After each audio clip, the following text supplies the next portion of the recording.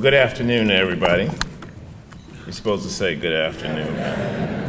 This could be a tough crowd, huh? I know I've got a tough job. You just ate. So I told my daughter when I left house this morning, I live in Norfolk, when I left to come up here, she was getting ready to go to school. I said, you know, Daddy's got to give a little talk today.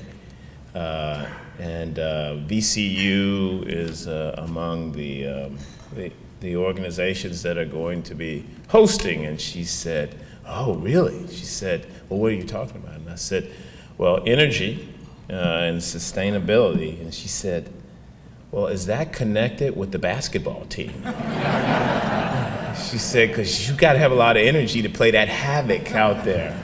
So my daughter loves basketball, right? But then she went on to say, and this was the most important advice she gave me, don't talk too long, Daddy. She said, don't talk too long. So I'm going to try not to talk too long, but I do want to thank Barry for that kind introduction, and certainly the Chamber. I want to thank Bill Lighty, who was my boss not too long ago. And even though he told me in an email he's not acting like he's still my boss, I'm not sure about that yet. And so, but I want to thank Bill. I met Larry Cumming early. I understand he's also the chair and the developer of the conference. Thank you, and certainly thank VCU. So I am 11 days into the job. 11 days, so I know where the bathrooms are. And I am beginning to get anonymous telephone calls from people who are not calling me a child of God. So that's how I know the honeymoon is over. But I'm really excited about this job, and I'm really excited about the topics that I see that you all are grappling with here. I did a little homework on the energy industry, if you will, in Virginia before today, and let me give you some statistics. The energy industry in Virginia employs about 34,000 people across the state. If you look at the economic output, if you will, of the industry, products and services that are being sold, the industry is generating, as we speak, about $15.5 billion as an industry. And it supports an additional $8.3 billion in economic activity across the state. I say this to say this is an important space in Virginia, one that is already contributing to the health of our beloved Commonwealth in a significant way, and one that has the opportunity and definitely the prospects of contributing even more as time elapses. Improving the way that Virginia conserves, generates, and uses energy resources has actually been a pretty bipartisan issue for several years now, going back to when Senator, or I should say, then Governor Kane in 2006 worked with the General Assembly to establish Virginia's first statewide energy plan, where the focus was conservation, infrastructure, generation, and research. This plan was updated by Governor McDonnell and built upon, and a pretty audacious goal was set to make Virginia the energy capital of the East Coast, promoting both energy savings and also enhancing or broadening our energy production capabilities. And now, with Governor McAuliffe, when I say we, I mean the administration, but what I really mean is we, the businesses, the homeowners, the state government, universities, all of us in this room now have a chance to put our stamp, if you will, on state energy policy. In fact, the law requires the governor to update the current policy this year. It actually says within 6 months of the governor's taking office. I will confess, since I'm 11 days in, I'm asking for a little extra time for us to get this done. But the bottom line is the time has come for us to revisit the plan and for us to, working collaboratively with the chamber, with the private sector, with other public sector actors, to update the plan.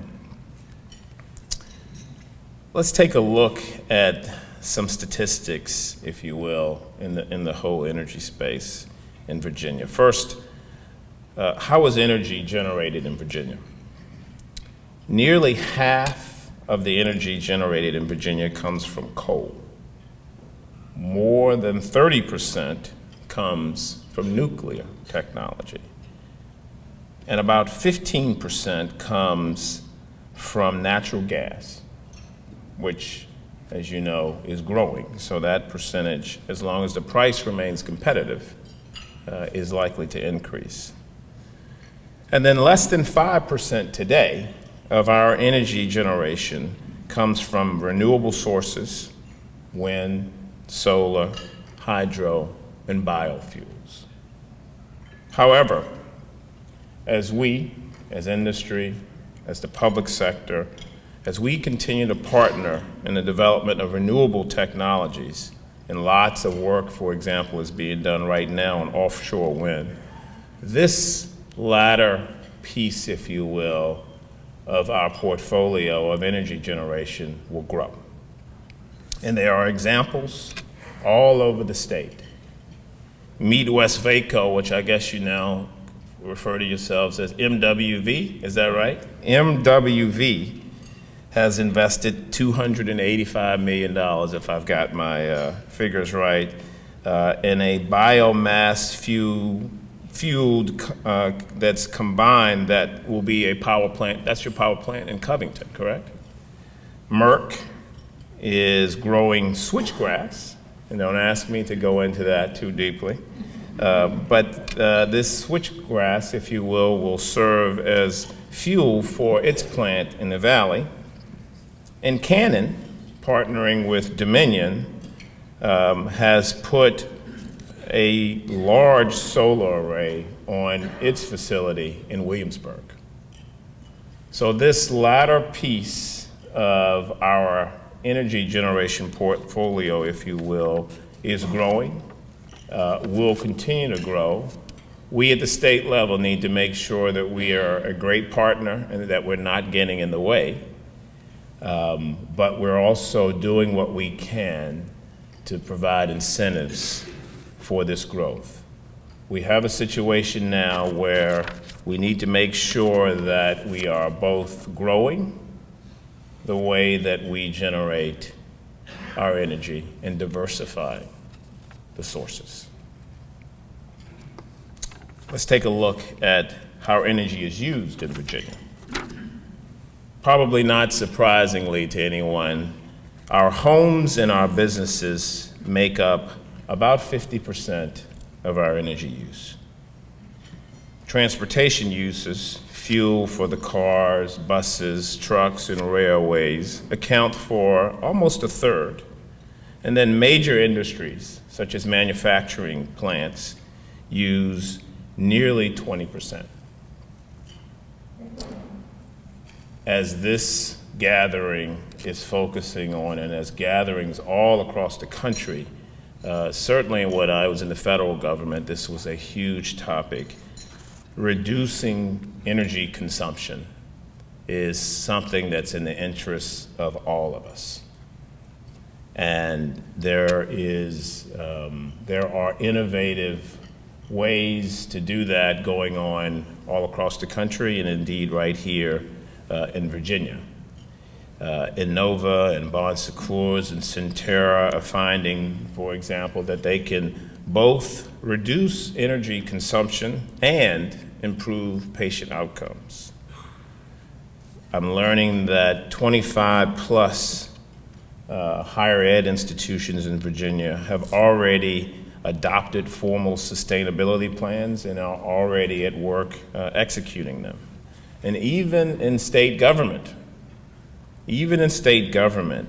there are examples of us focusing on reducing energy consumption and providing more value to the taxpayer. So the Department of Motor Vehicles building, we have learned, or I learned recently, has just completed an energy performance contract that will result at the end of the day in its reducing its energy consumption by 35%. So that is literally the difference between money going out the window and back into the taxpayers' pockets. So reducing our consumption has to be a piece, if you will, of our agenda when it comes to energy, but reducing that consumption while still focusing on, as you are here, high quality business performance. And the two can go hand in hand. So let me go back and sort of finish at the place that I started. We've got a chance to update the energy plan that the state of Virginia adopts.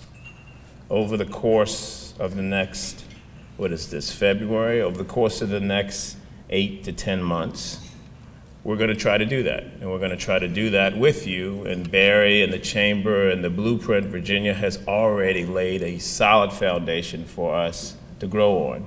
But here are the themes, or some of the themes, that we want to wrestle with you. Collaborating with private industry, localities, and all other stakeholders that will develop policies that encourage research and development in energy production, particularly coal and renewable energy, so we can continue to fuel economic development across the Commonwealth. That's one theme. Another theme, developing approaches and strategies to achieve and sustain globally competitive industrial power rates as we attempt to attract businesses to locate here in Virginia and bring jobs. The rates that folks have to pay for energy is a factor in the business case, and we need to make sure that we're hustling on this point. Providing Virginia's energy policies and rates as economic incentives for attraction and expansion of particularly manufacturing and other industries. 4, promoting and investing in both traditional and innovative resources. So our traditional resources cannot be abandoned. We have to figure out a way to maximize all of our assets. So yes, research and clean coal technology should be a part of what we wrestle with together. Supporting Virginians in making their homes and their businesses more energy efficient. Number 6, supporting funding and programs for the safety of Virginia's mine industry to promote safe and profitable work. And finally, investing and encouraging new technology investments through incentives. Those are, I'm sure, that's not an exhaustive list of the agenda for us to wrestle with, but boy, I tell you what, if we can figure out answers to these questions that are private sector driven answers, ones in which the state can be a great partner, I'll be happy with the update of the energy plan, and I suspect that the governor will be too.